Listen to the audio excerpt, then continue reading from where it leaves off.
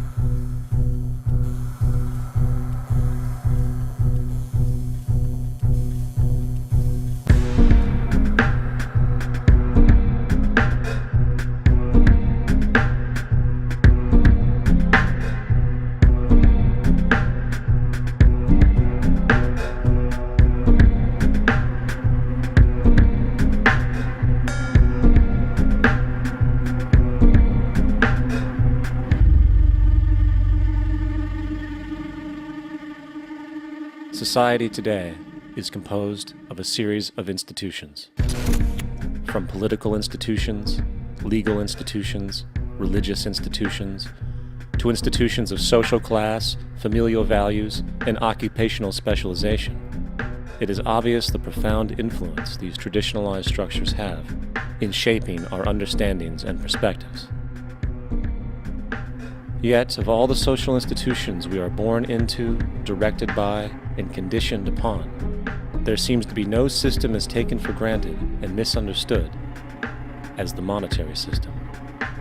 Taking on nearly religious proportions, the established monetary institution exists as one of the most unquestioned forms of faith there is. How money is created, the policies by which it is governed, and how it truly affects society are unregistered interests of the great majority of the population.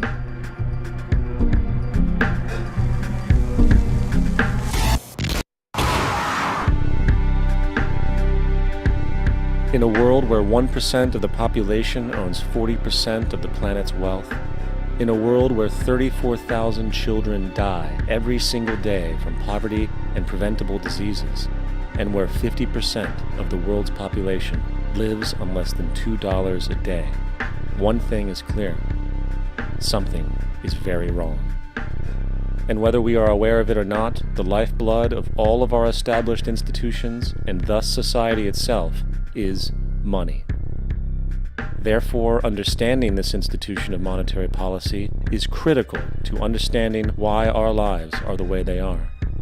Unfortunately, economics is often viewed with confusion and boredom. Endless streams of financial jargon coupled with intimidating mathematics quickly deters people from attempts at understanding it. However, the fact is, the complexity associated with the financial system is a mere mask, designed to conceal one of the most socially paralyzing structures humanity has ever endured.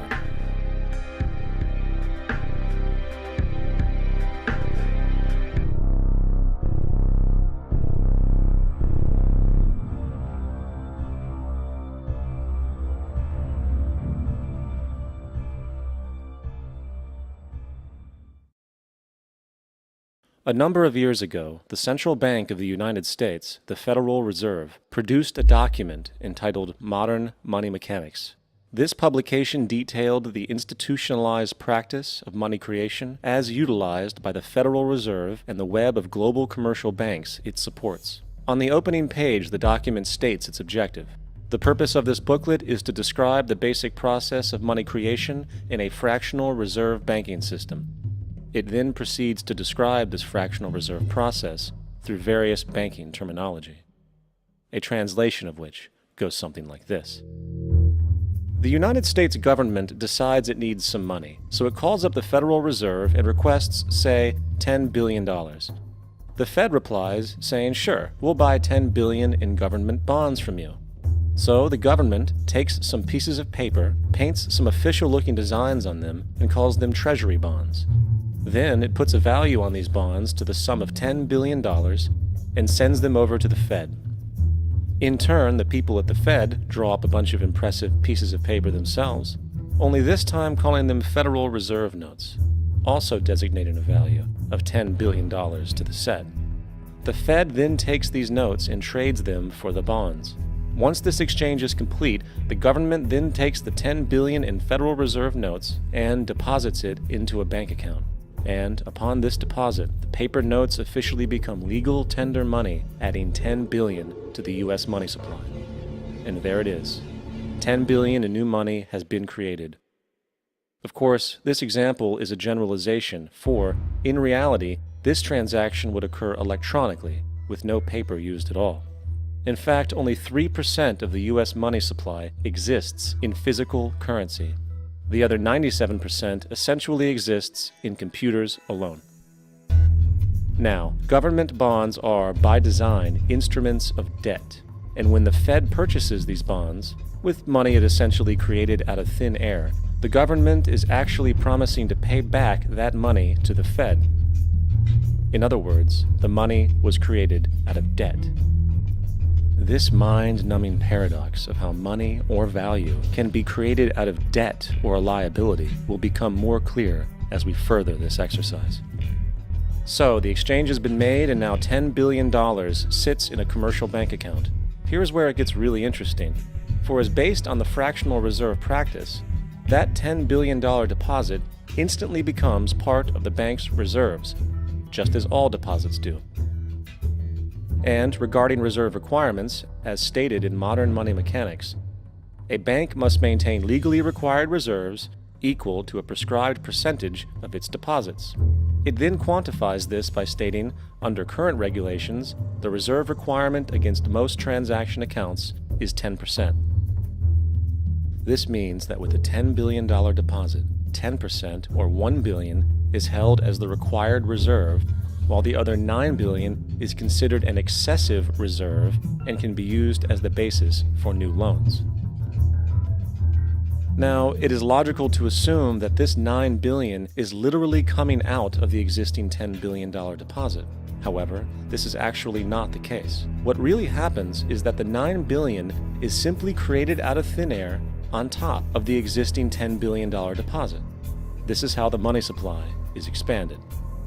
As stated in modern money mechanics, of course they, the banks, do not really pay out loans from the money they receive as deposits. If they did this, no additional money would be created.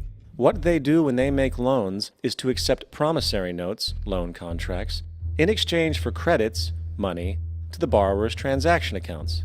In other words, the $9 billion can be created out of nothing simply because there is a demand for such a loan and that there is a $10 billion deposit to satisfy the reserve requirements. Now, let's assume that somebody walks into this bank and borrows the newly available $9 billion. They will then most likely take that money and deposit it into their own bank account. The process then repeats, for that deposit becomes part of the bank's reserves. 10% is isolated, and in turn 90% of the $9 billion, or $8.1 billion, is now available as newly created money for more loans. And of course, that 8.1 can be loaned out and redeposited, creating an additional 7.2 billion, to 6.5 billion, to 5.9 billion, etc. This deposit money creation loan cycle can technically go on to infinity. The average mathematical result is that about $90 billion can be created on top of the original $10 billion. In other words, for every deposit that ever occurs in the banking system, about 9 times that amount can be created out of thin air. Money jitters. Ask the obliging Bank of America for a jar of soothing instant money, M-O-N-E-Y, in the form of a convenient personal loan. So, now that we understand how money is created by this fractional reserve banking system, a logical yet elusive question might come to mind. What is actually giving this newly created money value? The answer? The money that already exists. The new money essentially steals value from the existing money supply. For the total pool of money is being increased irrespective to demand for goods and services. And as supply and demand finds equilibrium, prices rise, diminishing the purchasing power of each individual dollar. This is generally referred to as inflation, and inflation is essentially a hidden tax on the public. What is the advice that you generally get? And that is inflate the currency. They don't say debase the currency. They don't say devalue the currency. They don't say cheat the people who are saved. They say lower the interest rates. The real deception is when we distort the value of money. When we create money out of thin air, we have no savings, and yet there's so-called capital. So my question boils down to this: how in the world can we expect to solve the problems of inflation, that is, the increase in the supply of money, with more inflation? Of course, it can't. The fractional reserve system of monetary expansion is inherently inflationary. For the act of expanding the money supply, without there being a proportional expansion of goods and services in the economy, will always debase a currency. In fact, a quick glance at the historical values of the US dollar versus the money supply reflects this point definitively, for the inverse relationship is obvious. $1 in 1913 required $21.60 in 2007 to match value. That is a 96% devaluation since the Federal Reserve came into existence. Now, if this reality of inherent and perpetual inflation seems absurd and economically self-defeating, hold that thought, for absurdity is an understatement in regard to how our financial system really operates. For in our financial system, money is debt. And debt is money.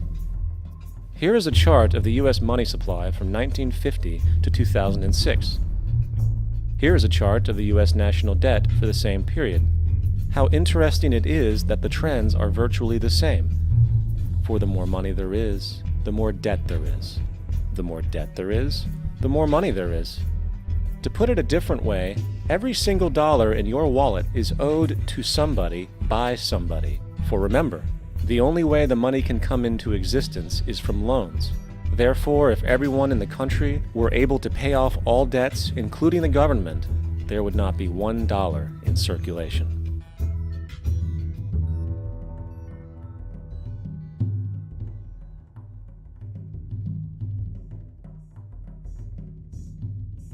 In fact, the last time in American history the national debt was completely paid off was in 1835, after President Andrew Jackson shut down the central bank that preceded the Federal Reserve. In fact, Jackson's entire political platform essentially revolved around his commitment to shut down the central bank, stating at one point, "The bold efforts the present bank has made to control the government are but premonitions of the fate that awaits the American people, should they be deluded into a perpetuation of this institution or the establishment of another like it." Unfortunately, his message was short-lived, and the international bankers succeeded to install another central bank in 1913, the Federal Reserve. And as long as this institution exists, perpetual debt is guaranteed. Now, so far we have discussed the reality that money is created out of debt, through loans. These loans are based on a bank's reserves, and reserves are derived from deposits. And through this fractional reserve system, any one deposit can create 9 times its original value, in turn debasing the existing money supply, raising prices in society. And since all this money is created out of debt and circulated randomly through commerce, people become detached from their original debt, and a disequilibrium exists where people are forced to compete for labor in order to pool enough money out of the money supply to cover their costs of living. As dysfunctional and backwards as all of this might seem, there is still one thing we have omitted from this equation. And it is this element of the structure which reveals the truly fraudulent nature of the system itself: the application of interest. When the government borrows money from the Fed, or when a person borrows money from a bank, it almost always has to be paid back with accrued interest. In other words, almost every single dollar that exists must be eventually returned to a bank with interest paid as well. But if all money is borrowed from the central bank and is expanded by commercial banks through loans, only what would be referred to as the principal is being created in the money supply. So then, where is the money to cover all of the interest that is charged? Nowhere. It doesn't exist. The ramifications of this are staggering, for the amount of money owed back to the banks will always exceed the amount of money that is available in circulation. This is why inflation is a constant in the economy, for new money is always needed to help cover the perpetual deficit built into the system, caused by the need to pay the interest. What this also means is that mathematically, defaults and bankruptcy are literally built into the system, and there will always be poor pockets of society that get the short end of the stick. An analogy would be a game of musical chairs, for once the music stops, somebody is left out to dry. And that's the point. It invariably transfers true wealth from the individual to the banks. For if you are unable to pay for your mortgage, they will take your property. This is particularly enraging when you realize that not only is such a default inevitable due to the fractional reserve practice, but also because of the fact that the money that the bank loaned to you didn't even legally exist in the first place. In 1969, there was a Minnesota court case involving a man named Jerome Daly, who was challenging the foreclosure of his home by the bank which provided the loan to purchase it. His argument was that the mortgage contract required both parties, being he and the bank, each put up a legitimate form of property for the exchange. In legal language, this is called consideration. Mr. Daly explained that the money was, in fact, not the property of the bank, for it was created out of nothing as soon as the loan agreement was signed. Remember what modern money mechanics stated about loans? What they do when they make loans is to accept promissory notes in exchange for credits. Reserves are unchanged by the loan transactions, but deposit credits constitute new additions to the total deposits of the banking system. In other words, the money doesn't come out of their existing assets. the bank is simply inventing it, putting up nothing of its own except for a theoretical liability on paper. As the court case progressed, the bank's president, Mr. Morgan, took the stand, and in the judge's personal memorandum, he recalled that the plaintiff, bank's president, admitted that, in combination with the Federal Reserve Bank, did create the money and credit upon its books by bookkeeping entry. The money and credit first came into existence when they created it. Mr. Morgan admitted that no United States law or statute existed which gave him the right to do this. A lawful consideration must exist and be tendered to support the note. The jury found that there was no lawful consideration, and I agree. He also poetically added, "Only God can create something of value out of nothing." And upon this revelation, the court rejected the bank's claim for foreclosure, and Daly kept his home. The implications of this court decision are immense. For every time you borrow money from a bank, whether it is a mortgage loan or a credit card charge, the money given to you is not only counterfeit, it is an illegitimate form of consideration, and hence voids the contract to repay, for the bank never had the money as property to begin with. Unfortunately, such legal realizations are suppressed and ignored, and the game of perpetual wealth transfer and perpetual debt continues. And this brings us to the ultimate question: why? During the American Civil War, President Lincoln bypassed the high-interest loans offered by the European banks and decided to do what the Founding Fathers advocated, which was to create an independent and inherently debt-free currency. It was called the greenback. Shortly after this measure was taken, an internal document circulated between private British and American banking interests stated, "Slavery is but the owning of labor and carries with it the care of laborers, while the European plan is that capital shall control labor by controlling wages. This can be done by controlling the money. It will not do to allow the greenback, as we cannot control that."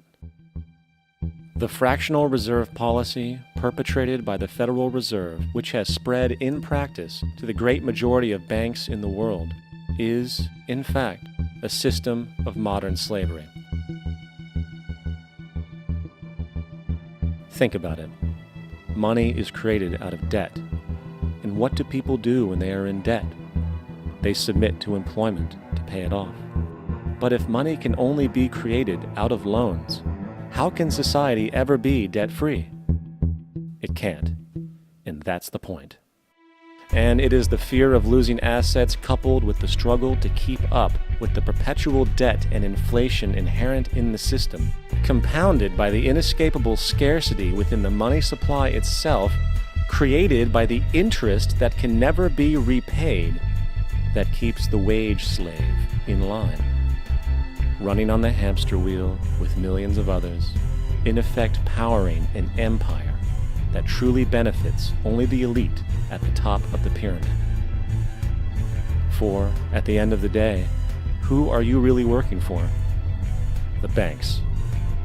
Money is created in a bank and invariably ends up in a bank. They are the true masters, along with the corporations and governments they support. Physical slavery requires people to be housed and fed. Economic slavery requires people to feed and house themselves. It is one of the most ingenious scams for social manipulation ever created, and at its core, it is an invisible war against the population. Debt is the weapon used to conquer and enslave societies, and interest is its prime ammunition. And as the majority walks around oblivious to this reality, the banks, in collusion with governments and corporations, continue to perfect and expand their tactics of economic warfare, spawning new bases, such as the World Bank and International Monetary Fund, while also inventing a new type of soldier, the birth of the economic hitman.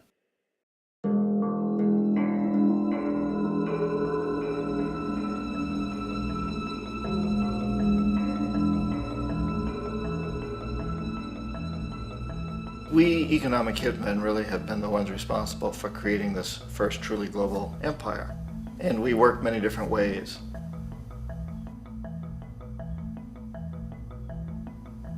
But perhaps the most common is that we will identify a country that has resources our corporations covet, like oil, and then arrange a huge loan to that country from the World Bank or one of its sister organizations. But the money never actually goes to the country. Instead, it goes to our big corporations to build infrastructure projects in that country, power plants, industrial parks, ports, things that benefit a few rich people in that country, in addition to our corporations, but really don't help the majority of the people at all. However, those people, the whole country is left holding a huge debt. It's such a big debt they can't repay it, and that's part of the plan. They can't repay it. And so at some point, we economic hitmen go back to them and say, listen, you owe us a lot of money, can't pay your debt, so sell your oil real cheap to our oil companies. Allow us to build a military base in your country, or send troops in support of ours to someplace in the world like Iraq, or vote with us on the next UN vote. To have their electric utility company privatized and their water and sewage system privatized and sold to U.S. corporations or other multinational corporations. So there was that whole mushrooming thing, and it's so typical of the way the IMF and the World Bank work, that you put a country in debt, it's such a big debt it can't pay it, and then you offer to refinance that debt and pay even more interest. And you demand this quid pro quo, which you call a conditionality or good governance, which means basically that they've got to sell off their resources, including many of their social services, their utility companies, their school systems sometimes, their penal systems, their insurance systems, to foreign corporations. So it's a double, triple, quadruple whammy.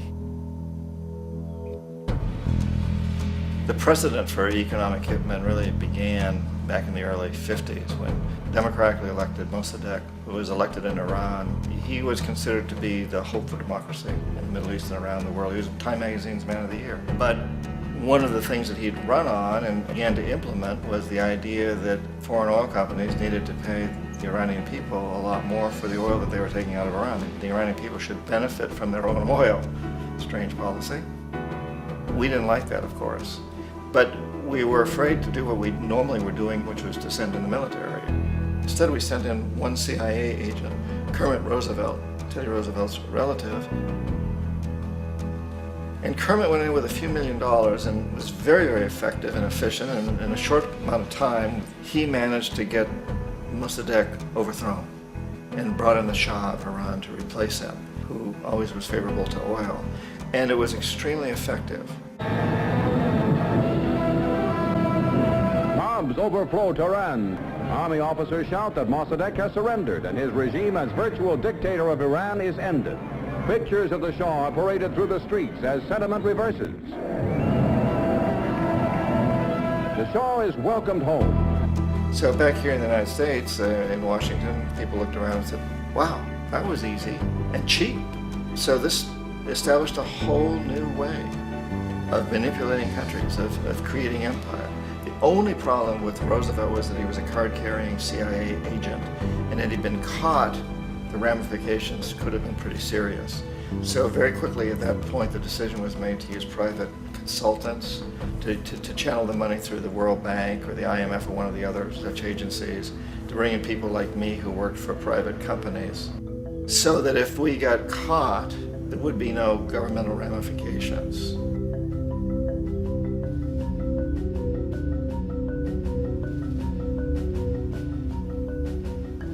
When Arbenz became president of Guatemala, the country was very much under the thumbs of United Fruit Company, the big international corporations. And Arbenz ran on this ticket that says, you know, we want to get the land back to the people.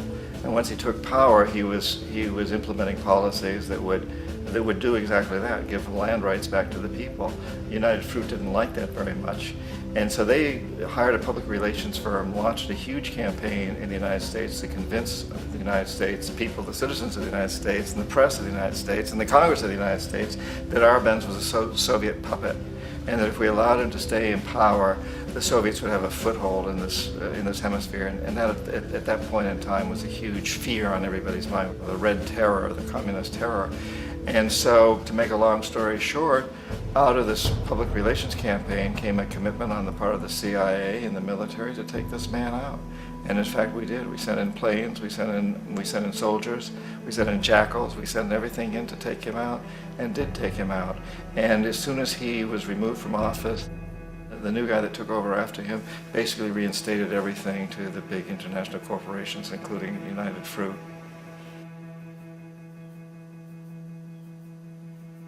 Ecuador for many, many years had been ruled by pro-US dictators, often relatively brutal. Then it was decided that they were going to have a truly democratic election. Jaime Roldos ran for office, and his main goal, he said, as president would be to make sure that Ecuador's resources were used to help the people. And he won, overwhelming, by more votes than anybody had ever won anything in Ecuador. And he began to implement these policies to make sure that the profits from oil went to help the people. Well, we didn't like that in the United States.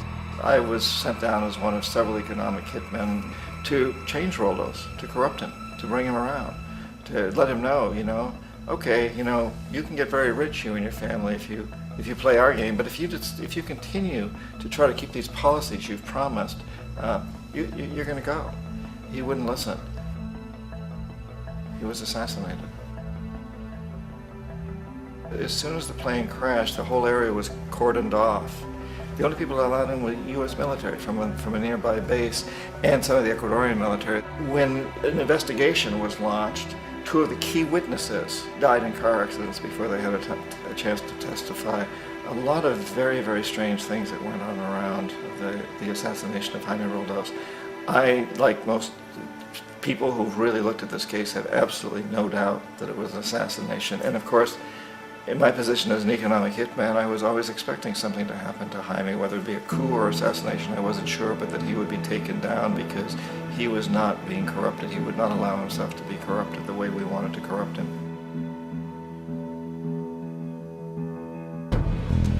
Omar Torrijos, president of Panama, was, one of my favorite people. I really, really liked him. He was very charismatic. He was a guy who really wanted to help his country. And when I tried to bribe him or corrupt him, he said, look, John, he called me Juanito. He said, look, Juanito, I don't need the money. What I really need is for my country to be treated fairly. I need for the United States to repay the debts that you owe my people for all the destruction you've done here. I need to be in a position where I can help other Latin American countries win their independence and be free of this terrible presence from the north that you people are exploiting us so badly. I need to have the Panama Canal back in the hands of the Panamanian people. That's what I want. And so, leave me alone. Don't try to bribe me. It was 1981, and in May, Jaime Roldos was assassinated. And Omar was very aware of this. Torrijos got his family together and he said, I'm probably next, but it's okay because I've done what I came here to do. I've renegotiated the canal. The canal will now be in our hands. He just finished negotiating the treaty with Jimmy Carter. In June of that same year, just a couple of months later, he also went down in an airplane crash, which there's no question was executed by CIA-sponsored jackals. Tremendous amount of evidence that one of Torrijos' security guards handed him at the last moment as he was getting on the plane a tape recorder, a small tape recorder that contained a bomb.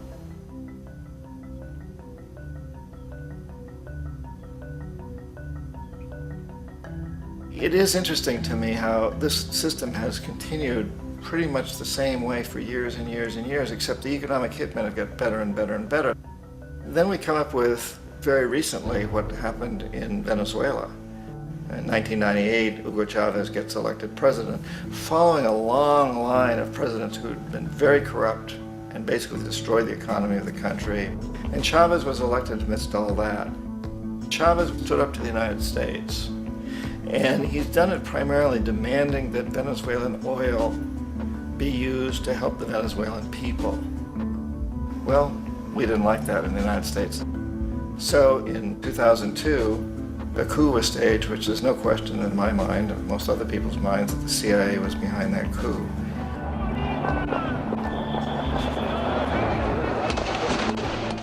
The way that coup was fomented was very reflective of what Kermit Roosevelt had done in Iran, of paying people to go out into the streets to riot, to protest, to say this Chavez is very unpopular. You know, if you can get a few thousand people to do that, television can make it look like it's the whole country, and things start to mushroom. Except in the case of Chavez, he was smart enough, and the people were so strongly behind him that they overcame it, which was a phenomenal moment in the history of Latin America.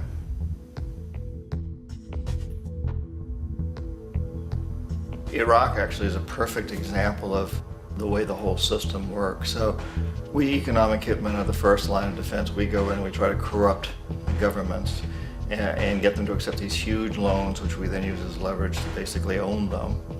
If we fail, as I failed in Panama with Omar Torrijos and in Ecuador with Jaime Roldos, men who refuse to be corrupted, then the second line of defense is we send in the jackals. And the jackals either overthrow governments or they assassinate.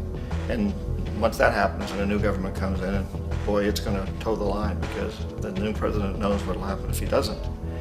In the case of Iraq, both of those things failed. Economic hitmen were not able to get through to Saddam Hussein. We tried very hard. We tried to get him to accept a deal very similar to what the House of Saud had accepted in Saudi Arabia, but he wouldn't accept it. And so the jackals went in to take him out. They couldn't do it. His security was very good. After all, he had one time worked for the CIA. He'd been hired to assassinate a former president of Iraq and failed, but he knew the system. So in '91, we send in the troops and we take out the Iraqi military. So we assume at that point that Saddam Hussein is going to come around. We could have taken him out, of course, at that time, but we didn't want to. He's the kind of strong man we like. He controls his people. We thought he could control the Kurds and keep the Iranians in their border and keep pumping oil for us. And then once we took out his military, now he's going to come around. So the economic hitmen go back in the 90s without success. If they'd had success, he'd still be running the country. We'd be selling him all the fighter jets he wants and everything else he wants. But they couldn't, they didn't have success.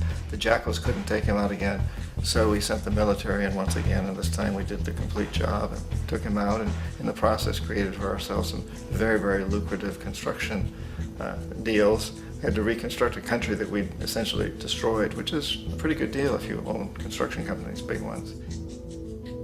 So, you know, Iraq shows the three stages. The economic hitmen failed there, the jackals failed there, and as a final measure, the military goes in. And in that way, we've really created an empire, but we've done it very, very subtly. It's clandestine. All the empires of the past were built on the military, and everybody knew they were building them. So that the British knew they were building them, the French, the Germans, the Romans, the Greeks. And they were proud of it, and they always had some excuse like spreading civilization, spreading some religion, something like that. But they knew they were doing it. We don't. The majority of the people in the United States have no idea that we're living off the benefits of a clandestine empire, that today there's more slavery in the world than ever before. And then you have to ask yourself, well, if it's an empire, then who's the emperor? Obviously, our presidents of the United States are not emperors. An emperor is someone who's not elected, doesn't serve a limited term, and doesn't report to anyone, essentially. So you can't classify our presidents that way. But we do have what I consider to be the equivalent of the emperor, and it's what I call the corporatocracy. The corporatocracy is this group of individuals who run our biggest corporations, and they really act as the emperor of this empire. They control our media, either through direct ownership or advertising. They control most of our politicians because they finance their campaigns, either through their corporations or through personal contributions that come out of the corporations. They're not elected, they don't serve a limited term, they don't report to anybody. And at the very top of the corporatocracy, you really can't tell whether a person's working for a private corporation or the government because they're always moving back and forth. So, you know, you've got a guy who one moment is the president of a big construction company like Halliburton, and the next moment he's vice president of the United States, or the president who is in the oil business. And this is true whether you've got Democrats or Republicans in the office. You have them moving back and forth through the revolving door. And in a way, our government is invisible a lot of the time, and its policies are carried out by our corporations on one level or another. And then again, the policies of the government are basically forged by the corporatocracy and then presented to the government. They become government policies. So it's an incredibly cozy relationship. This isn't a conspiracy theory type of thing. These people don't have to get together and plot to do things. They all basically work under one primary assumption, and that is that they must maximize profits regardless of the social and environmental costs.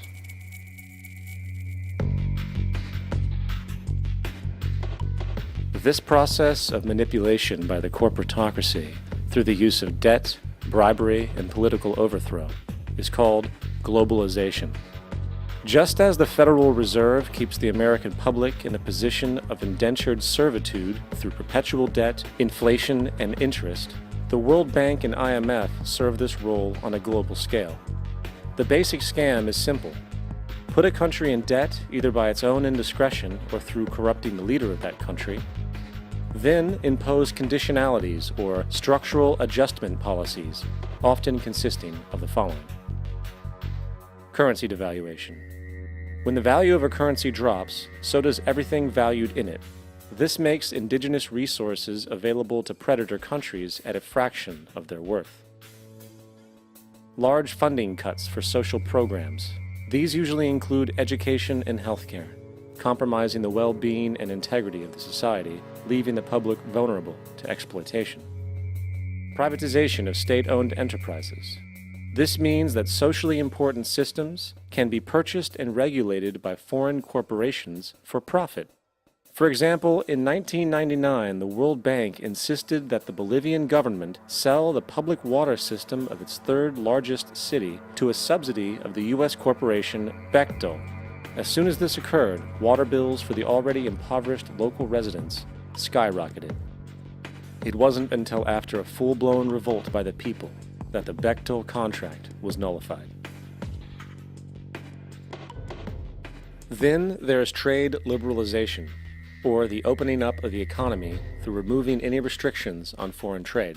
This allows for a number of abusive economic manifestations, such as transnational corporations bringing in their own mass-produced products, undercutting the indigenous production and ruining local economies.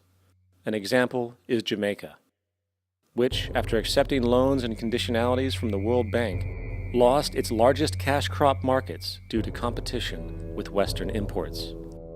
Today, countless farmers are out of work, for they are unable to compete with the large corporations. Another variation is the creation of numerous, seemingly unnoticed, unregulated, inhumane sweatshop factories, which take advantage of the imposed economic hardship. Additionally, due to production deregulation, environmental destruction is perpetual, as a country's resources are often exploited by the indifferent corporations while outputting large amounts of deliberate pollution. The largest environmental lawsuit in the history of the world today is being brought on behalf of 30,000 Ecuadorian Amazonian people against Texaco, which is now owned by Chevron. So today it's against Chevron, but for activities conducted by Texaco. Estimated to be more than 18 times what the Exxon Valdez dumped into the coast of Alaska. In the case of Ecuador, it wasn't an accident. The oil companies did it intentionally. They knew they were doing it to save money out there rather than arranging for a proper disposal. Furthermore, a cursory glance at the performance record of the World Bank reveals that the institution, which publicly claims to help poor countries develop and alleviate poverty, has done nothing but increase poverty and the wealth gap, while corporate profits soar. In 1960, the income gap between the fifth of the world's people in the richest countries versus the fifth in the poorest countries was 30 to 1. By 1998, it was 74 to 1. While global GNP rose 40% between 1970 and 1985, those in poverty actually increased by 17%. While from 1985 to 2000, those living on less than $1 a day increased by 18%. Even the Joint Economic Committee of the U.S. Congress admitted that there is a mere 40% success rate of all World Bank projects. In the late 1960s, the World Bank intervened in Ecuador with large loans. During the next 30 years, poverty grew from 50% to 70%. Under or unemployment grew from 15 to 70%. Public debt increased from 240 million to 16 billion, while the share of resources allocated to the poor went from 20% to 6%. In fact, by the year 2000, 50% of Ecuador's national budget had to be allocated for paying its debts. It is important to understand the World Bank is, in fact, a U.S. bank, supporting U.S. interests, for the United States holds veto power over decisions, as it is the largest provider of capital. And where did it get this money? You guessed it, it made it out of thin air through the fractional reserve banking system. Of the world's top 100 economies, as based on annual GDP, 51 are corporations, and 47 of that 51 are U.S.-based.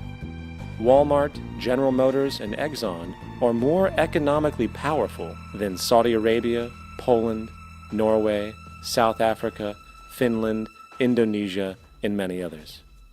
And as protective trade barriers are broken down, currencies tossed together and manipulated in floating markets, and state economies overturned in favor of open competition and global capitalism, the empire expands.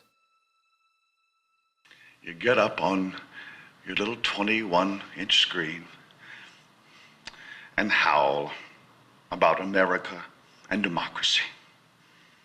There is no America. There is no democracy. There is only IBM and ITT and AT&T and DuPont, Dow, Union Carbide, and Exxon. Those are the nations of the world today. What do you think the Russians talk about in their councils of state? Karl Marx? They get out their linear programming charts, statistical decision theories, Minimax solutions, and compute the price-cost probabilities of their transactions and investments, just like we do. We no longer live in a world of nations and ideologies, Mr. Beale.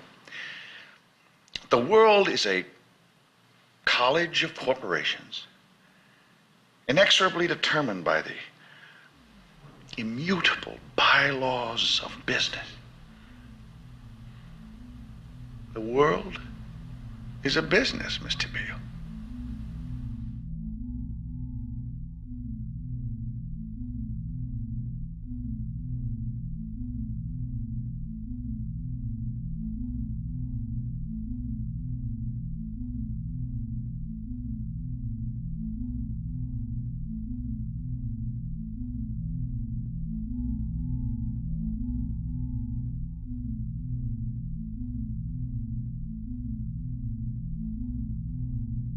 The world is being taken over by a handful of business powers who dominate the natural resources we need to live while controlling the money we need to obtain these resources.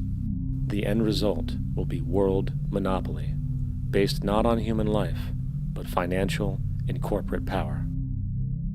And as the inequality grows, naturally more and more people are becoming desperate. So the establishment was forced to come up with a new way to deal with anyone who challenges the system. So they gave birth to the terrorist. The term terrorist is an empty distinction, designed for any person or group who chooses to challenge the establishment. This isn't to be confused with the fictional Al-Qaeda, which was actually the name of a computer database for the US-supported Mujahideen in the 1980s.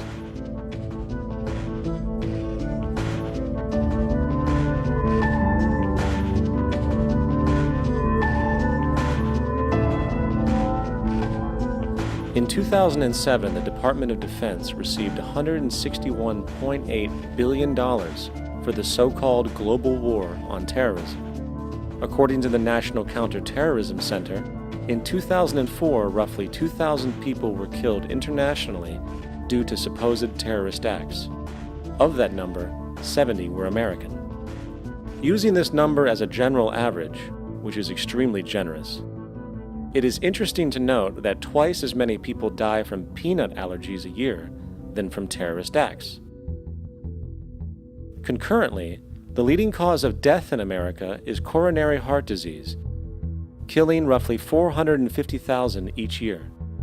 And in 2007, the government's allocation of funds for research on this issue was about $3 billion. This means that the U.S. government in 2007 spent 54 times the amount for preventing terrorism than it spent for preventing a disease which kills 6,600 times more people annually than terrorism does. Yet, as the name terrorism and Al-Qaeda are arbitrarily stamped on every news report relating to any action taken against U.S. interests, the myth grows wider. In mid-2008, the U.S. Attorney General actually proposed that the U.S. Congress officially declare war against the fantasy. Not to mention, as of July 2008, there are now over 1 million people currently on the U.S. terrorist watch list. These so-called counterterrorism measures, of course, have nothing to do with social protection, and everything to do with preserving the establishment amongst the growing anti-American sentiment both domestically and internationally, which is legitimately founded on the greed-based corporate empire expansion that is exploiting the world. The true terrorists of our world do not meet at the docks at midnight or scream Allah Akbar before some violent action. The true terrorists of our world wear $5,000 suits and work in the highest positions of finance, government, and business. So, what do? How do we stop a system of greed and corruption that has so much power and momentum? How do we stop this aberrant group behavior which feels no compassion for, say, the millions slaughtered in Iraq and Afghanistan, so the corporatocracy can control energy resources and opium production for Wall Street profit?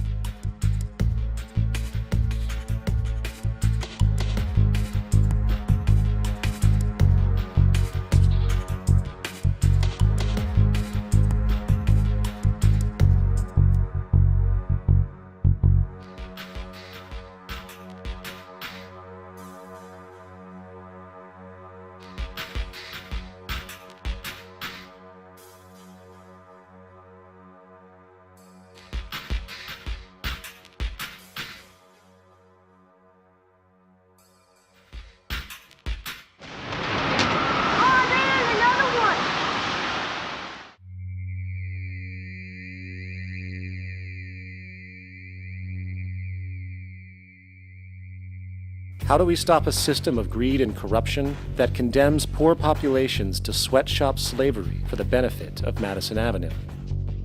Or that engineers false flag terror attacks for the sake of manipulation? Or that generates built-in modes of social operation which are inherently exploitative? Or that systematically reduces civil liberties and violates human rights in order to protect itself from its own shortcomings?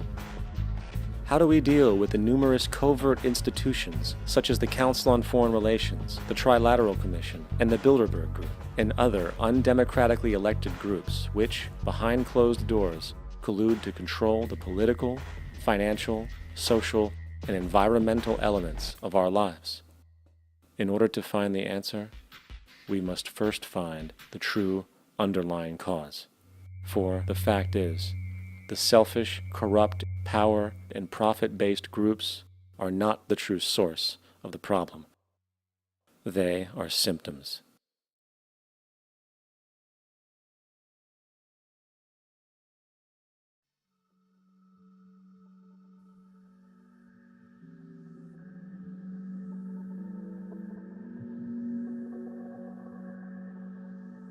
My name is Jacque Fresco.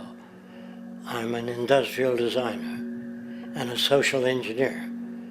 I'm very much interested in society and developing a system that might be sustainable for all people. First of all, the word corruption is a monetary invention. That aberrant behavior that's disruptive to the well-being of people, Well, you're dealing with human behavior. And human behavior appears to be environmentally determined, meaning if you were raised by the Seminole Indians as a baby, never saw anything else, you'd hold that value system.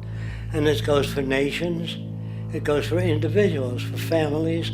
They try to indoctrinate their children to their particular faith and their country and make them feel like they're part of that.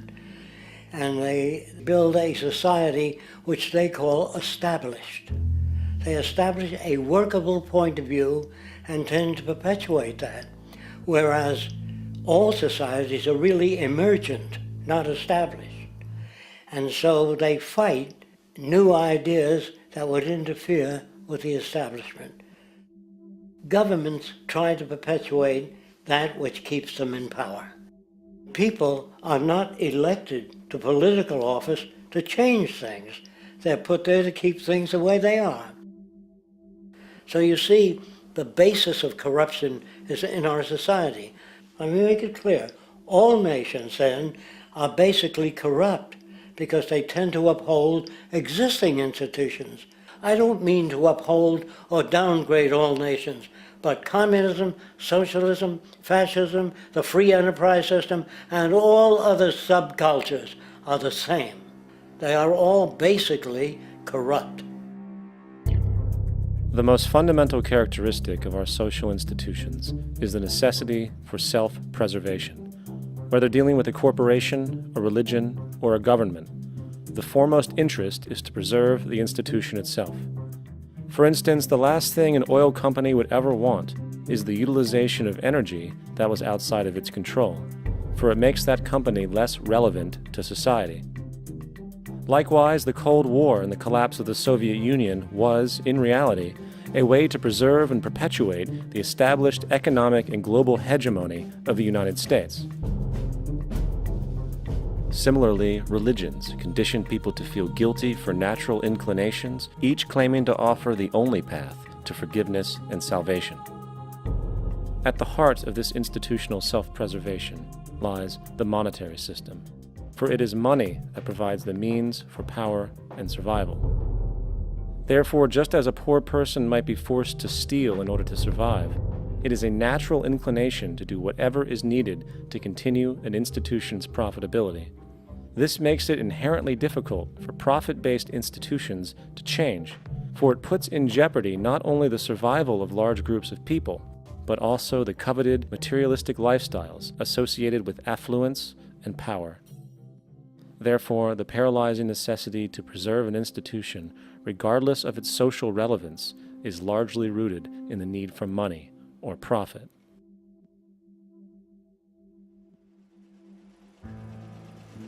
What's in it for me is why people think. And so if a man makes money selling a certain product, naturally he's going to fight the existence of another product that may threaten his institution. Therefore, people cannot be fair, and people do not trust each other. A guy will come over to you and say, I got just the house you're looking for. He's a salesman. When a doctor says, I think your kidney has to come out, I don't know if he's trying to pay off a yacht or whether my kidney has to come out. It's hard in a monetary system to trust people. If you came into my store and I said, this lamp that I've got is pretty good, but the lamp next door is much better, I wouldn't be in business very long. It wouldn't work. If I were ethical, it wouldn't work. So when you say industry cares for people, that's not true. They can't afford to be ethical.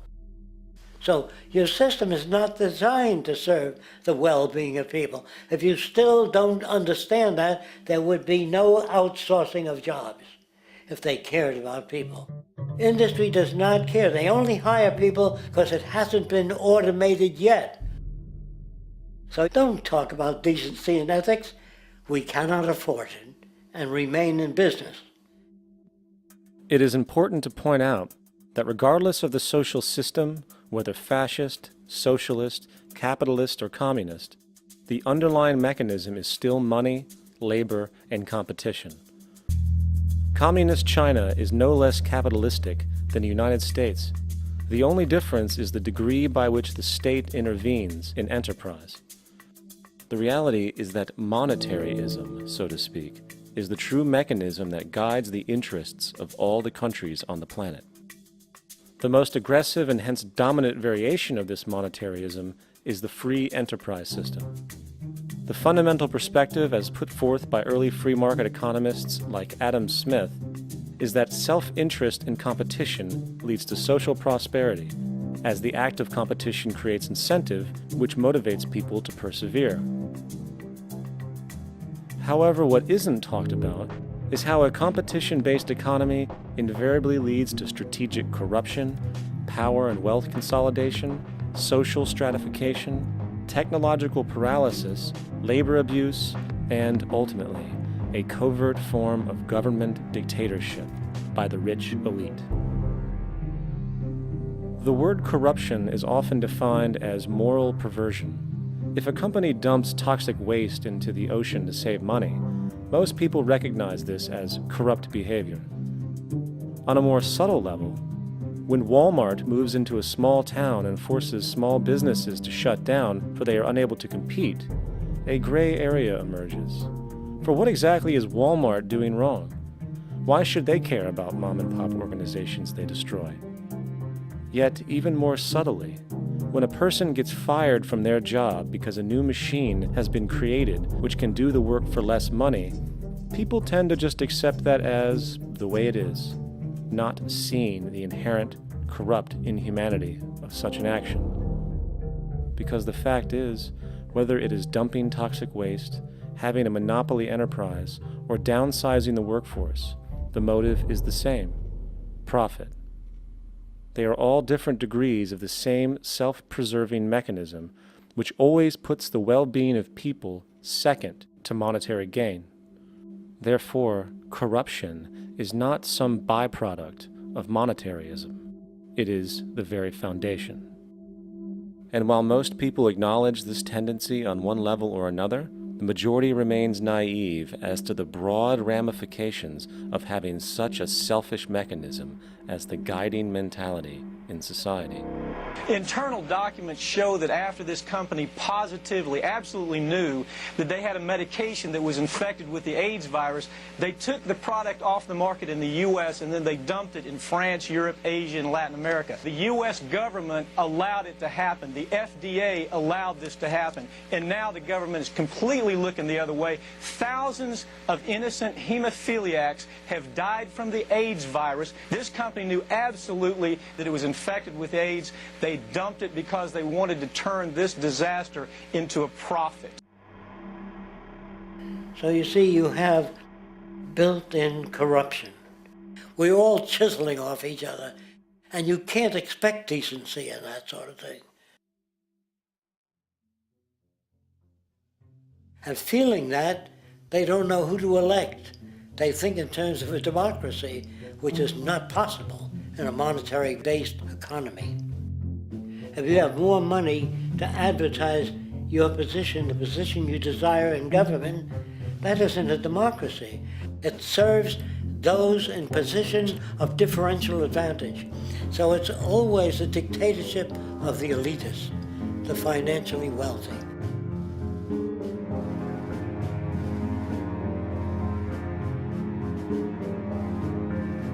It is an interesting observation to note how seemingly unknown personalities magically appear on the scene as presidential candidates. Then, before you know it, somehow you are left to choose from a small group of extremely wealthy people who suspiciously have the same broad social view. Obviously, it's a joke. The people placed on the ballot are done so because they have been pre-decided to be acceptable by the established financial powers who actually run the show. Yet, many who understand this illusion of democracy often think, if only we could just get our honest, ethical politicians in power, then we would be okay. Well, while this idea, of course, seems reasonable in our established-oriented worldview, it is, unfortunately, another fallacy. For when it really comes down to what is actually important, the institution of politics, and thus politicians themselves, have absolutely no true relevance as to what makes our world and society function. It's not politicians that can solve problems. They have no technical capabilities. They don't know how to solve problems. Even if they were sincere, they don't know how to solve problems. It's the technicians that produce the desalination plants. It's the technicians that give you electricity, that give you motor vehicles, that heat your house and cool it in the summertime. It's technology that solves problems, not politics. Politics cannot solve problems because they're not trained to do so. Very few people today stop and consider what it is that actually improves their lives. Is it money? Obviously not. One cannot eat money or stuff money into their car to get it to run. Is it politics? All politicians can do is create laws, establish budgets, and declare war. Is it religion? Of course not. Religion creates nothing except intangible emotional solace for those who require it. The true gift that we as human beings have, which has been solely responsible for everything that has improved our lives, is technology. What is technology? Technology is a pencil which allows one to solidify ideas on paper for communication. Technology is an automobile which allows one to travel faster than feet would allow. Technology is a pair of eyeglasses which enables sight for those who need it.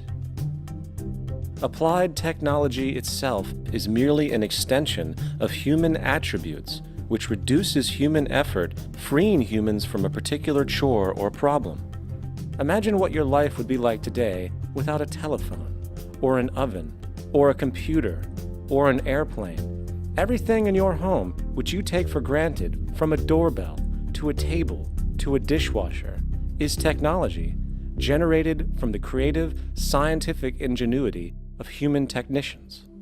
Not money, politics, or religion. These are false institutions. And writing your congressman is fantastic. They tell you to write your congressman if you want something done.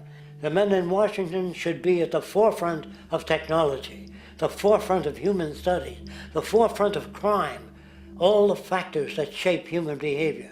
You don't have to write your congressman.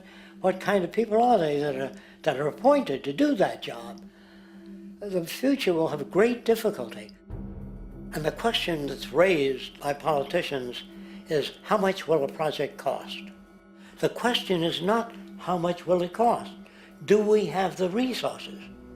And we have the resources today to house everyone, build hospitals all over the world, build schools all over the world, the finest equipment and labs for teaching and doing medical research. So you see, we have all that, but we're in a monetary system. And in a monetary system, there's profit. And what is the fundamental mechanism that drives the profit system besides self-interest? What is it exactly that maintains that competitive edge at its core? Is it high efficiency and sustainability? No, that isn't part of their design. Nothing produced in our profit-based society is even remotely sustainable or efficient. If it was, there wouldn't be a multi-million-dollar-a-year service industry for automobiles, nor would the average lifespan for most electronics be less than 3 months before they're obsolete. Is it abundance? Absolutely not. Abundance, as based on the laws of supply and demand, is actually a negative thing.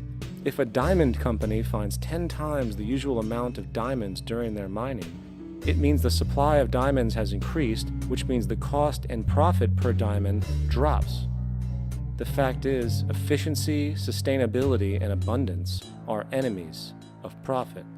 To put it into a word, it is the mechanism of scarcity that increases profits. What is scarcity? Based on keeping products valuable. Slowing up production on oil raises the price. Maintaining scarcity of diamonds keeps the price high. They burn diamonds at the Kimberley diamond mines. They made a carbon that keeps the price up.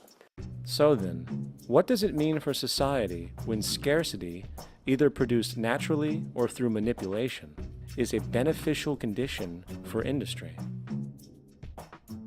It means that sustainability and abundance will never ever occur in a profit system, for it simply goes against the very nature of the structure. Therefore, it is impossible to have a world without war or poverty. It is impossible to continually advance technology to its most efficient and productive states. And, most dramatically, it is impossible to expect human beings to behave in truly ethical or decent ways.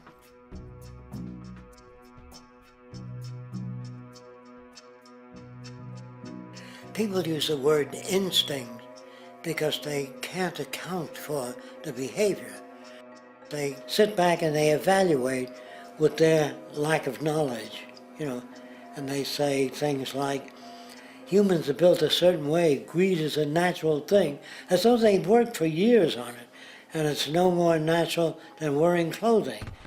What we want to do is to eliminate the causes of the problems, eliminate the processes that produce greed and bigotry and prejudice and people taking advantage of one another and elitism, eliminating the need for prisons and welfare. We have always had these problems because we have always lived within scarcity and barter and monetary systems that produce scarcity. If you eradicate the conditions that generate what you call socially offensive behavior, it does not exist. The guy said, well, isn't that inborn? No, it's not. There is no human nature, there's human behavior, and that's always been changed throughout history. You're not born with bigotry and greed and corruption and hatred. You pick that up within the society. War, poverty, corruption, hunger, misery, human suffering will not change in a monetary system. That is, there'll be very little significant change. It's going to take the redesign of our culture, our values, and it has to be related to the carrying capacity of the earth, not some human opinion or some politician's notions of the way the world ought to be, or some religious notions of the conduct of human affairs. And that's what the Venus Project is about.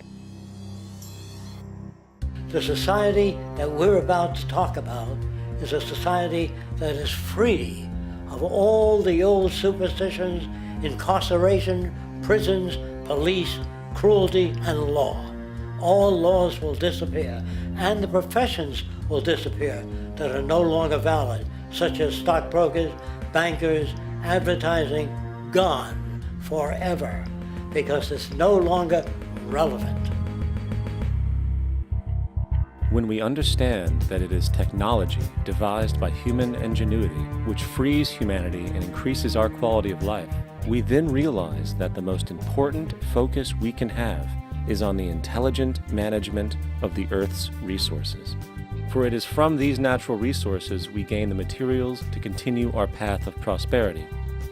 Understanding this, we then see that money fundamentally exists as a barrier to these resources, for virtually everything has a financial cost. And why do we need money to obtain these resources? Because of real or assumed scarcity. We don't usually pay for air and tap water because it is in such high abundance, selling it would be pointless. So then, logically speaking, if resources and technologies applicable to creating everything in our societies, such as houses, cities, and transportation, were in high enough abundance, there would be no reason to sell anything.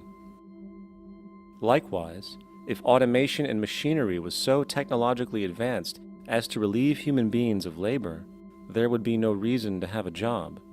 And with these social aspects taken care of, there would be no reason to have money at all. So the ultimate question remains: do we on Earth have enough resources and technological understanding to create a society of such abundance that everything we have now could be available without a price tag and without the need for submission through employment? Yes, we do. We have the resources and technology to enable this at a minimum, along with the ability to raise the standard of living so high that people in the future will look back at our civilization now and gawk at how primitive and immature our society was. What the Venus Project proposes is an entirely different system that's updated to present-day knowledge. We've never given scientists the problem of how do you design a society which would eliminate boring and monotonous jobs, that would eliminate accidents in transportation, that would enable people to have a high standard of living, that would eliminate poisons in our food, that would give us other sources of energy that are clean and efficient. We can do that out there.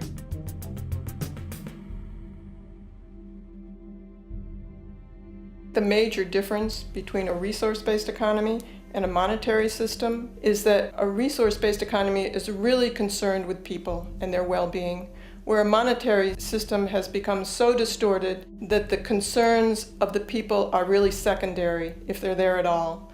The products that are turned out are for how much money you can get. If there is a problem in society and you can't earn money from solving that problem, then it won't be done. The resource-based economy is really not close to anything that's been tried. And with all our technology today, we can create abundance. It could be used to improve everyone's lifestyle. Abundance all over the world if we use our technology wisely and maintain the environment. It's a very different system, and it's very hard to talk about because the public is not that well enough informed as to the state of technology.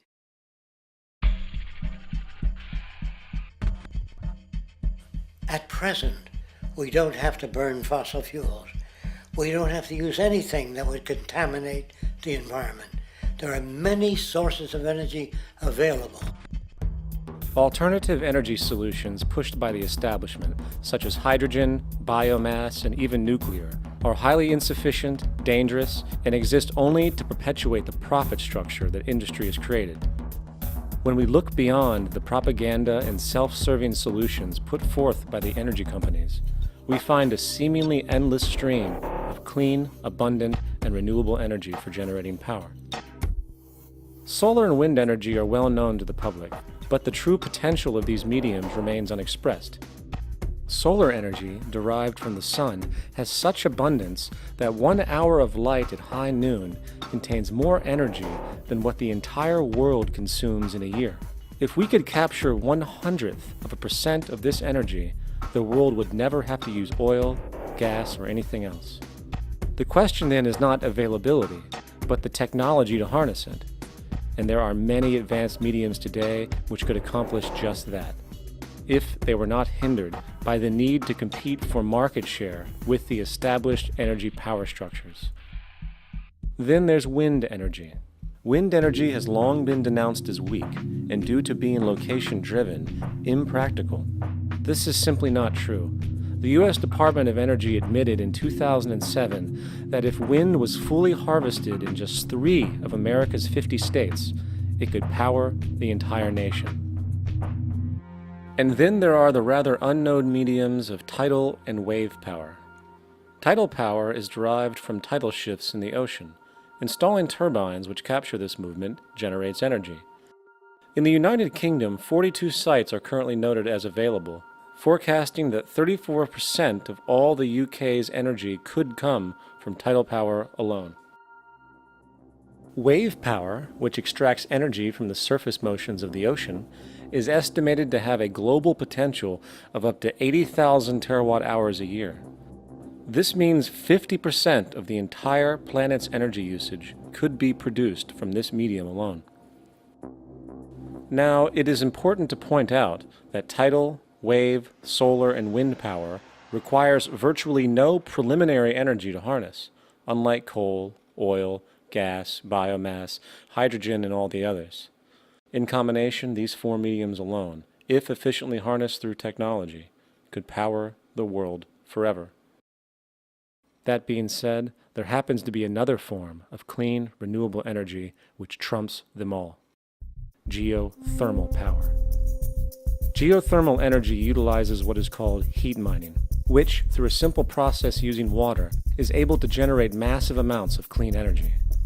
In 2006, an MIT report on geothermal energy found that 13,000 zettajoules of power are currently available in the Earth, with the possibility of 2,000 zettajoules being easily tappable with improved technology. The total energy consumption of all the countries on the planet is about half of a zettajoule a year. This means about 4,000 years of planetary power could be harnessed in this medium alone. And when we understand that the Earth's heat generation is constantly renewed, this energy is really limitless and could be used forever. These energy sources are only a few of the clean, renewable mediums available, and as time goes on, we will find more. The grand realization is that we have total energy abundance without the need for pollution, traditional conservation, or in fact, a price tag. And what about transportation? The prevailing means of transportation in our societies is by automobile and aircraft, both of which predominantly need fossil fuels to run.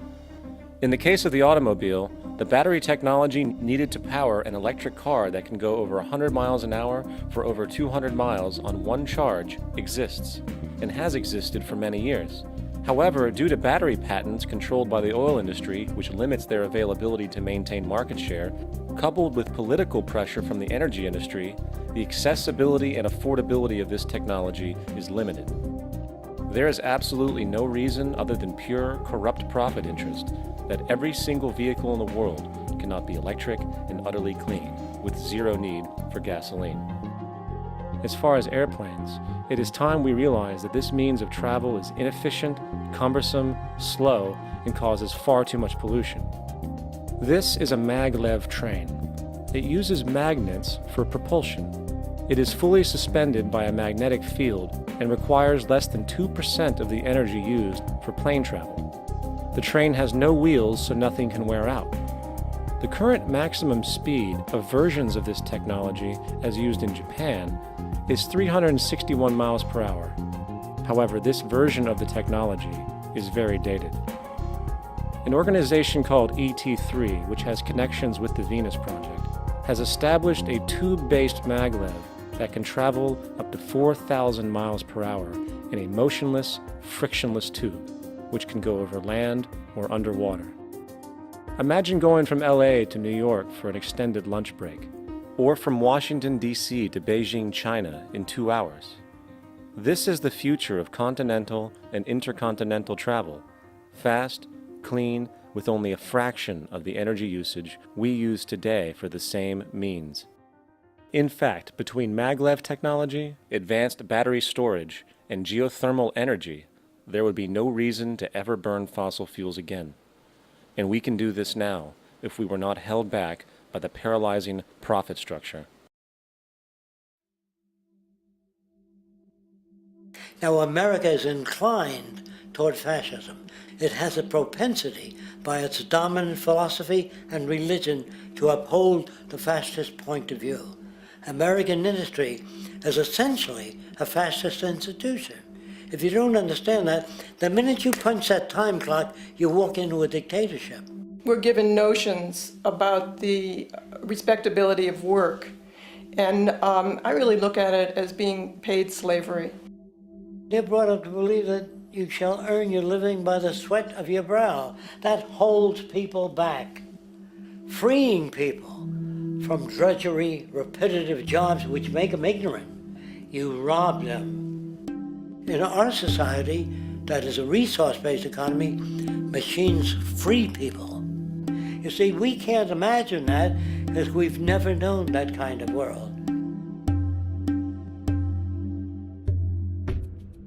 If we look back at history, we see a very clear pattern of machine automation slowly replacing human labor. From the disappearance of the elevator man to the near full automation of an automobile production plant, the fact is, as technology grows, the need for humans in the workforce will continually be diminished. This creates a serious clash, which proves the falseness of the monetary-based labor system. For human employment is in direct competition with technological development. Therefore, given the fundamental priority of profit by industry, people through time will be continually laid off and replaced by machine. When industry takes on a machine, instead of shortening the workday, they downsize. You lose your job. So you have a right to fear machines. In a high-technology, resource-based economy, it is conservative to say that about 90% of all current occupations could be phased out by machines, freeing humans to live their life without servitude, for this is the point of technology itself. And through time, with nanotechnology and other highly advanced forms of science, it is not far-fetched to see how even complex medical procedures could be performed by machines as well, and based on the pattern, with much higher success rates than humans get today. The path is clear, but our monetary-based structure, which requires labor for income, blocks this progress, for humans need jobs in order to survive. The bottom line is that this system must go, or we will never be free, and technology will be constantly paralyzed. We have machines that clean out sewers. It frees a human being from doing that. So look at machines as extensions of human performance. Furthermore, many occupations today will have simply no basis to exist in a resource-based economy, such as anything associated with the management of money, advertising, along with the legal system itself. For without money, a great majority of the crimes that are committed today would never occur. Virtually all forms of crime are a consequence of the monetary system, either directly or by neuroses inflicted through financial deprivation. Therefore, laws themselves could eventually become extinct. Instead of putting up a sign, drive carefully, slippery when wet, put abrasive in the highway so it's not slippery when wet. And if a person gets in a car that's drunk and the car oscillates a great deal, there's a little pendulum that swings up and back, and that'll pull the car over to the side. Not a law solution. Put sonar and radar in automobiles so they can't hit one another. Man-made laws are attempts to deal with occurring problems, and not knowing how to solve them, they make a law. In the United States, the most privatized, capitalist country on the planet, it should come as no surprise that it also has the largest prison population in the world, growing every year. Statistically, most of these people are uneducated and come from poor, deprived societies. And, contrary to propaganda, it is this environmental conditioning which lures them into criminal and violent behavior. However, society looks the other way in regard to this point. The legal and prison systems are just more examples of how our society avoids examining the root causes of behavior. Billions are spent each year on prisons and police, while only a fraction is spent on programs for poverty, which is one of the most fundamental variables responsible for crime to begin with. And as long as we have an economic system which prefers and in fact creates scarcity and deprivation, crime will never go away.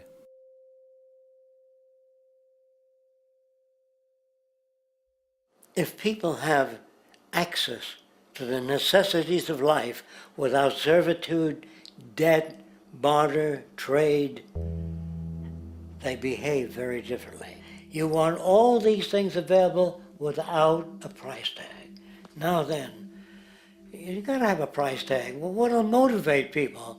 Man gets everything he wants, he just lay around in the sun.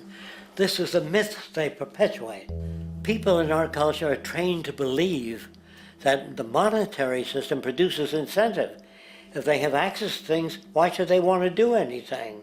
They will lose their incentive. That's what you're taught to support the monetary system. When you take money out of the scenario, there would be different incentives, very different incentives.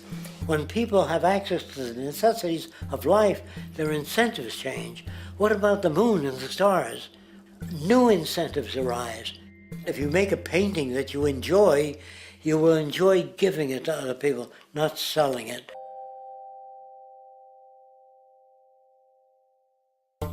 I think most of the education that I've seen today is essentially producing a person for a job. It's very specialized. They're not generalists. People don't know a lot about a lot of different subjects. I don't think you could get people to go to war if they knew a lot about a lot of things. I think education is mostly rote, and they're not taught how to solve problems. They're not given the tools, emotionally or within their own field, of how to do critical thinking. A resource-based economy, the education would be very different. Our society's major concern is mental development and to motivate each person to their highest potential. Because our philosophy is the smarter people are, the richer the world, because everybody becomes a contributor. The smarter your kids are, the better my life will be, because they'll be contributing more constructively to the environment and to my life, because everything that we devise within a resource-based economy would be applied to society. There would be nothing to hold it back. Patriotism, weapons, armies, navies, all that is a sign that we're not civilized yet. Kids will ask their parents, didn't you see the necessity of the machines? Dad, couldn't you see that war was inevitable when you produce scarcity? Isn't it obvious? Of course the kid will understand that you were pinheads, raised merely to serve the established institutions. We're such an abominable, sick society that we won't make the history book. They just say that large nations took land from smaller nations, used force and violence. You'll get history talked about as corrupt behavior all the way along until the beginning of the civilized world. That's when all the nations work together. World unification, working toward common good for all human beings, and without anyone being subservient to anyone else, without social stratification, whether it be technical elitism or any other kind of elitism, eradicated from the face of the earth.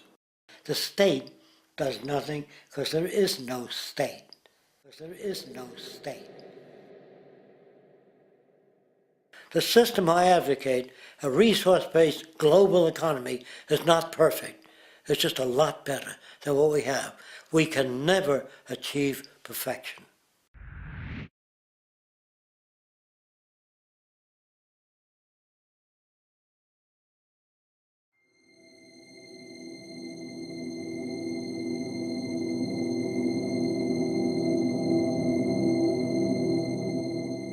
The social values of our society, which has manifested in perpetual warfare, corruption, oppressive laws, social stratification, irrelevant superstitions, environmental destruction, and a despotic, socially indifferent, profit-oriented ruling class, is fundamentally the result of a collective ignorance of two of the most basic insights humans can have about reality: the emergent and symbiotic aspects of natural law.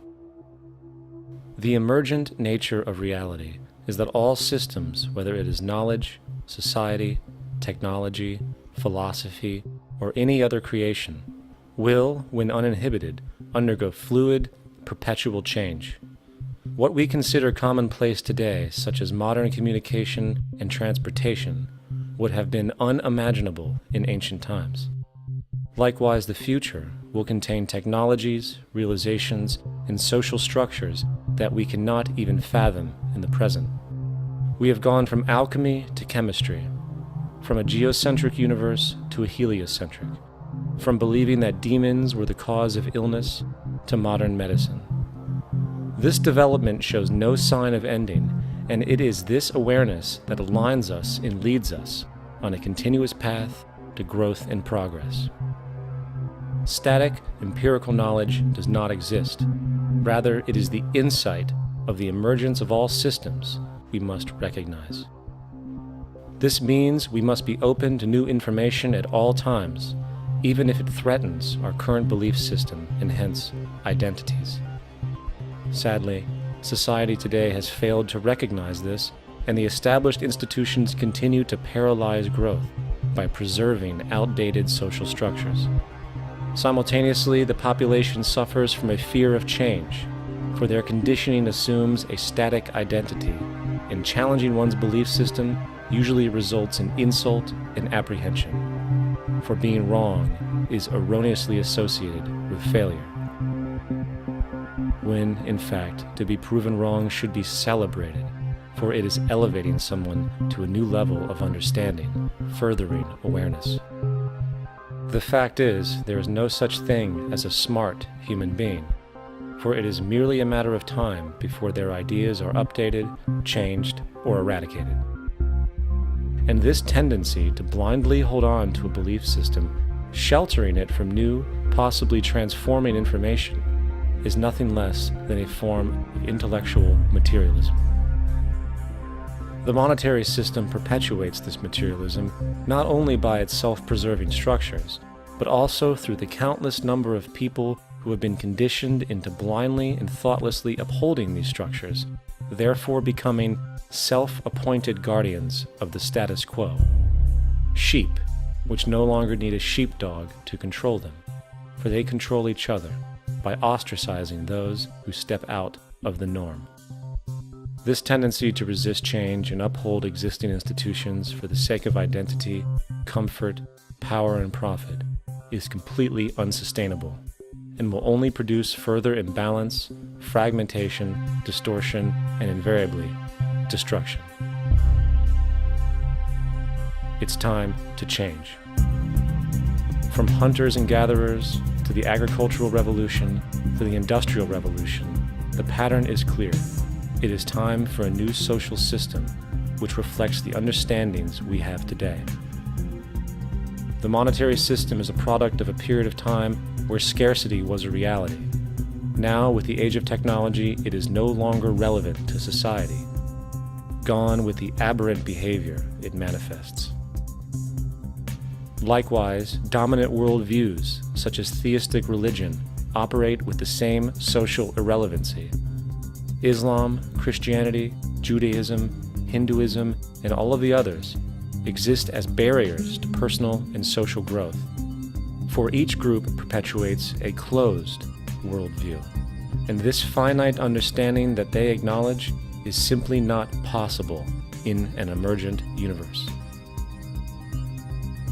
Yet, religion has succeeded in shutting down the awareness of this emergence by instilling the psychological distortion of faith upon its followers, where logic and new information is rejected in favor of traditionalized, outdated beliefs. The concept of God is really a method of accounting for the nature of things. In the early days, people didn't know enough about how things formed, how nature worked, so they invented their own little stories. And they made God in their own image. A guy that gets angry. When people don't behave right, he creates floods and earthquakes. They say it's an act of God. A cursory glance at the suppressed history of religion reveals that even the foundational myths themselves are emergent culminations, developed through influence over time. For example, a cardinal doctrine of the Christian faith is the death and resurrection of Christ.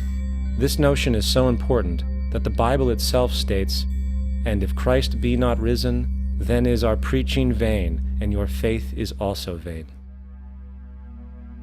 Yet it is very difficult to take this account literally, for not only is there no primary source denoting this supernatural event in secular history, awareness of the enormous number of pre-Christian saviors who also died and were resurrected immediately puts the story in mythological territory by association. Early church figures such as Tertullian went to great lengths to break these associations, even claiming that the devil caused the similarities to occur, stating in the 2nd century, "The devil, whose business is to pervert the truth, mimics the exact circumstance of the divine sacraments. He baptizes his believers and promises forgiveness of sins. He celebrates the oblation of bread and brings in the symbol of the resurrection. Let us therefore acknowledge the craftiness of the devil, who copied certain things of those that be divine." What is truly sad, however, is that when we cease the idea that the stories from Christianity, Judaism, Islam, and all the others are literal history, and accept them for what they really are, which are purely allegorical expressions derived from many faiths, we see that all religions share a common thread, and it is this unifying imperative that needs to be recognized and appreciated. Religious belief has caused more fragmentation and conflict than any other ideology. Christianity alone has 34,000 different subgroups. The Bible is subject to interpretation. When you read it, you say, I think Jesus meant this. I think Job meant that. Oh no, he meant this. So you have the Lutheran, the Seventh-day Adventist, the Catholic, and a church divided is no church at all.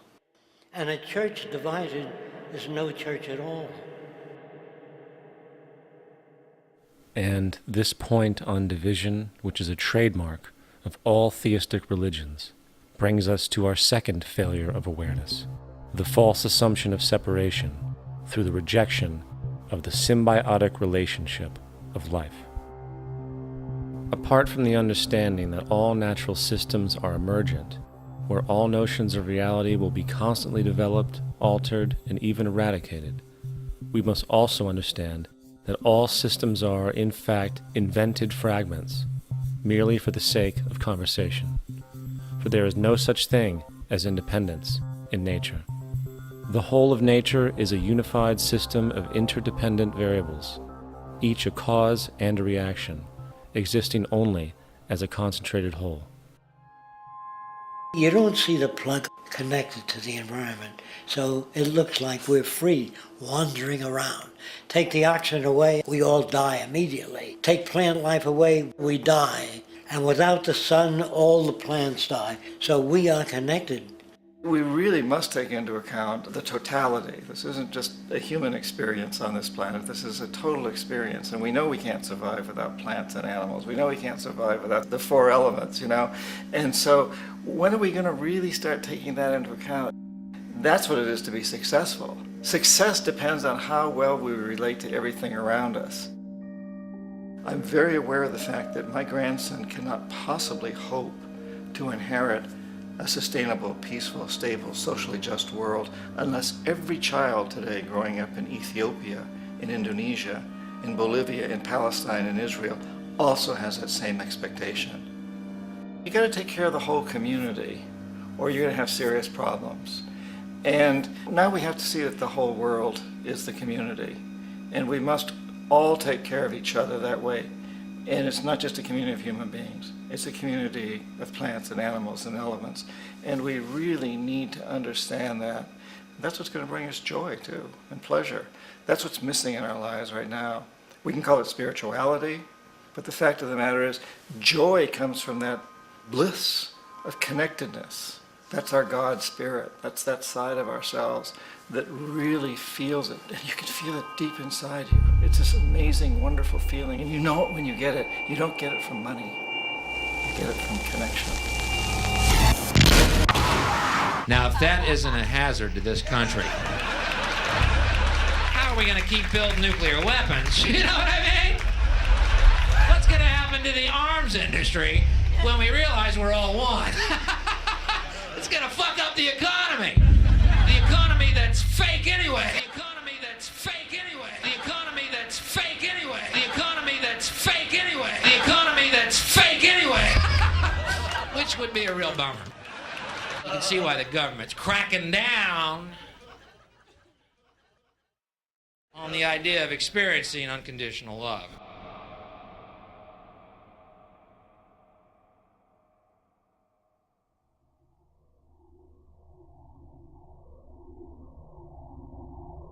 Once we understand that the integrity of our personal existences are completely dependent on the integrity of everything else in our world, we have truly understood the meaning of unconditional love.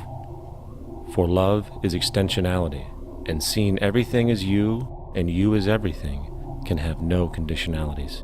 For, in fact, we are all everything at once. If it's true that we're all from the center of a star, every atom in each of us from the center of a star, then we're all the same thing. Even a Coke machine or a cigarette butt in the street in Buffalo is made out of atoms that came from a star. They've all been recycled thousands of times, as have you and I. And therefore, it's only me out there. So what is there to be afraid of? What is there that needs solace seeking? Nothing. There's nothing to be afraid of because it's all us. The trouble is we have been separated by being born and given a name and an identity and being individuated. We've been separated from the oneness, and that's what religion exploits, that people have this yearning to be part of the overall one again. So they exploit that. They call it God. They say he has rules. And I think it's cruel. I think you can do it absent religion.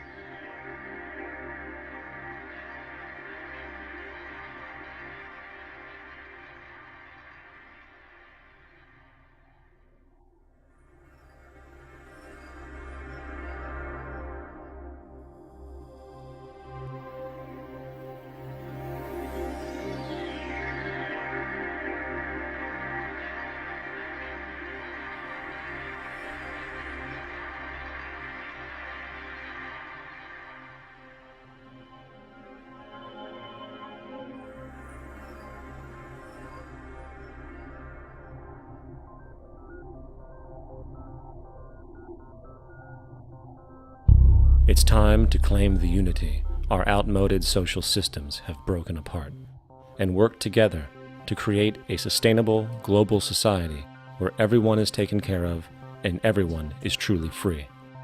Your personal beliefs, whatever they may be, are meaningless when it comes to the necessities of life. Every human being is born naked, needing warmth, food, water, shelter. Everything else is auxiliary. Therefore, the most important issue at hand is the intelligent management of the Earth's resources. This can never be accomplished in a monetary system, for the pursuit of profit is the pursuit of self-interest, and therefore imbalance is inherent. Simultaneously, politicians are useless, for our true problems in life are technical, not political. Furthermore, ideologies that separate humanity, such as religion, need strong reflection in the community in regard to its value, purpose, and social relevancy. Hopefully, through time, religion will lose its materialism and basis in superstition and move into the useful field of philosophy. The fact is, society today is backwards, with politicians constantly talking about protection and security rather than creation, unity, and progress. The U.S. alone now spends about $500 billion annually on defense.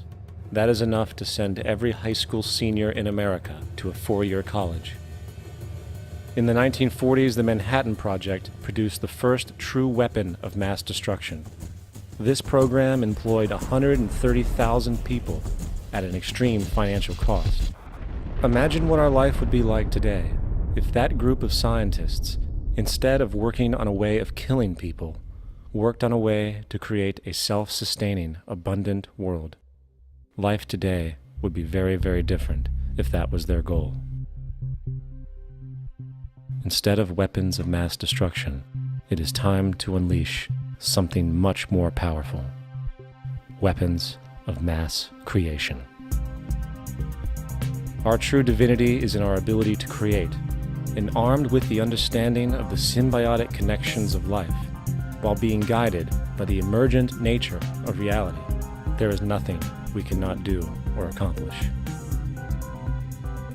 Of course, we face strong barriers in the form of established power structures that refuse to change. At the heart of these structures is the monetary system. As explained earlier, the fractional reserve policy is a form of slavery through debt, where it is literally impossible for society to be free. In turn, free market capitalism in the form of free trade uses debt to imprison the world and manipulate countries into subservience to a handful of large business and political powers.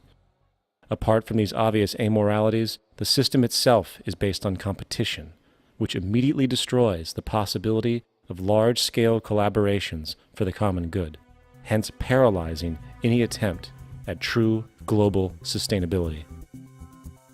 These financial and corporate structures are now obsolete, and they must be outgrown. Of course, we cannot be naive enough to think that the business and financial elite are going to subscribe to this idea, for they will lose power and control. Therefore, peaceful yet highly strategic action must be taken. The most powerful course of action is simple. We have to alter our behavior to force the power structure to the will of the people. We must stop supporting the system. The only way the establishment will change is by our refusal to participate, while continuously acknowledging its endless flaws and corruptions. They're not going to give up the monetary system because of our designs of what we recommend. The system has to fail, and people have to lose confidence in their elected leaders. That will be a major turning point if the Venus Project is offered as a possible alternative. If not, I fear the consequences. The trends now indicate that our country is going bankrupt. The probability is our country will move toward a military dictatorship to prevent riots and complete social breakdown. Once the U.S. breaks down, all the other cultures will undergo similar things. As of now, the world financial system is on the brink of collapse due to its own shortcomings. The Comptroller of Currency stated in 2003 that the interest on the U.S. national debt will not be affordable in less than 10 years. This theoretically means total bankruptcy for the U.S. economy, and its implications for the world are immense. In turn, the fractional reserve-based monetary system is reaching its theoretical limits of expansion, and the banking failures you are seeing are just the beginning. This is why inflation is skyrocketing, all debt is at record levels, and the government and Fed are hemorrhaging new money to bail out the corrupt system. For the only way to keep the banks going is by making more money. The only way to make more money is to create more debt and inflation. It is simply a matter of time before the tables turn, and there is no one willing to take new loans, while defaults grow, as people are unable to afford their current loans. Then the expansion of money will stop, and contraction will begin on a scale never before seen, ending a century-long pyramid scheme. This has already begun. Therefore, we need to expose this financial failure for what it is, using this weakness to our advantage. Here are some suggestions. Expose the banking fraud. Citibank, JP Morgan Chase, and Bank of America are the most powerful controllers within the corrupt Federal Reserve System. It's time to boycott these institutions. If you have a bank account or a credit card with any of them, move your money to another bank. If you have a mortgage, refinance with another bank. If you own their stock, sell it. If you work for them, quit. This gesture will express contempt for the true powers behind the private banking cartel known as the Federal Reserve, and create awareness about the fraud of the banking system itself. 2. Turn off the TV news. Visit the emerging independent news agencies on the internet for your information. CNN, NBC, ABC, Fox, and all the others present all news pre-filtered to maintain the status quo. With 4 corporations owning all major media outlets, objective information is impossible. This is the true beauty of the internet, and the establishment has been losing control because of this free flow of information. We must protect the internet at all times, as it is truly our savior right now. 3.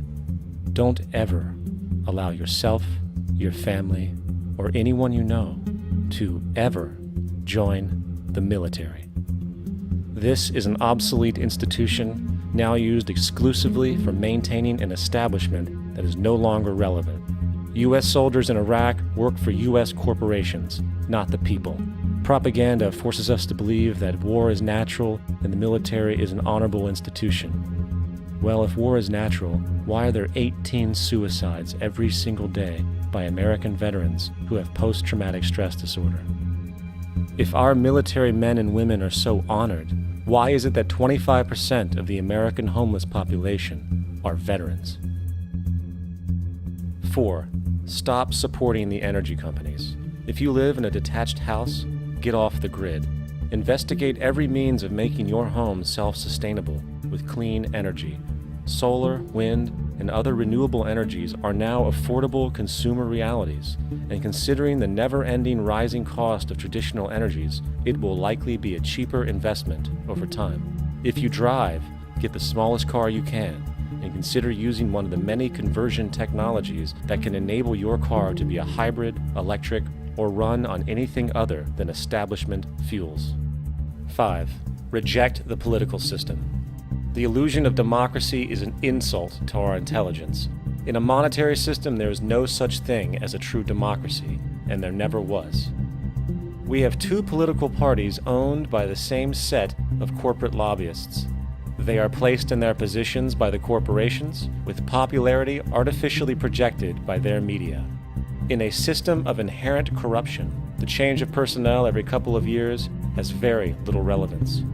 Instead of pretending that the political game has any true meaning, focus your energy on how to transcend this failed system.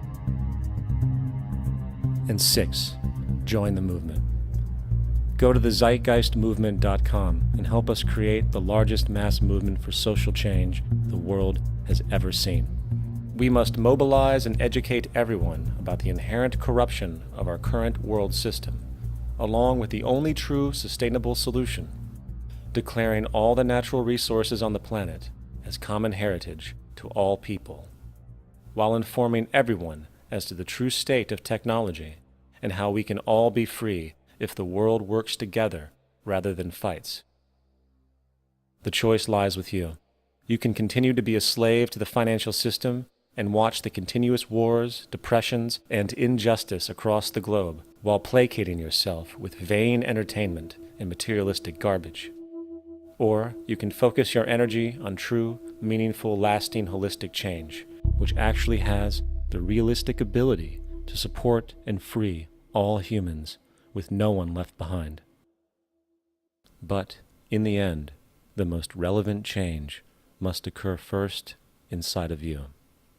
The real revolution is the revolution of consciousness, and each one of us first needs to eliminate the divisionary, materialistic noise we have been conditioned to think is true, while discovering, amplifying, and aligning with the signal coming from our true empirical oneness. It is up to you. What we are trying during all these discussions and talks here is to see if we cannot radically bring about a transformation of the mind.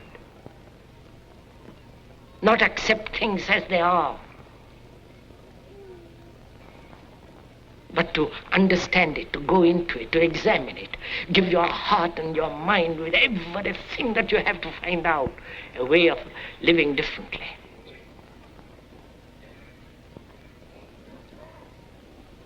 But that depends on you and not somebody else. Because in this there is no teacher, no pupil, there is no leader, there is no guru, there is no master, no savior. You yourself are the teacher and the pupil, you are the master, you are the guru, you are the leader. You are everything. And to understand is to transform what is.